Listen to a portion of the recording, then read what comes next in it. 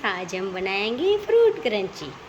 तो मैंने पीच लिया है, एप्पल है, चीकू है, बनाना है, काजू और बादाम है, ऑरेंज है, प्लम्स है, पेड़ है, दही लिया है 1 कटोरी जितना, और बिल्कुल खट्टा नहीं होना चाहिए दही।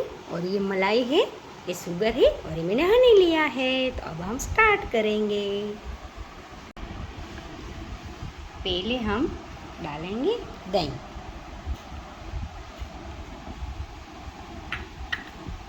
इसमें मलाई डालेंगे। ये मैंने घर की मलाई ली है। इसमें शुगर डालेंगे।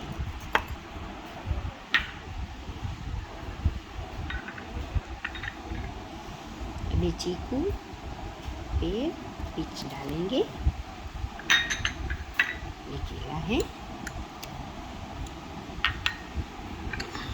ऑरेंज और प्लम्स, और ये काजू और बादाम डालेंगे। अब हम इसमें 2 चम्मच जितना हनी डालेंगे और इसको मिक्स कर लेंगे।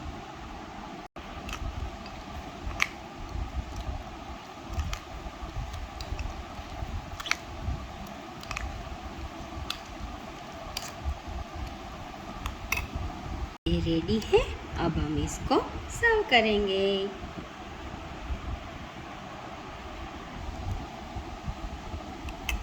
फ्रेंड्स, अब रेडी है हमारा फ्रूट क्रंच।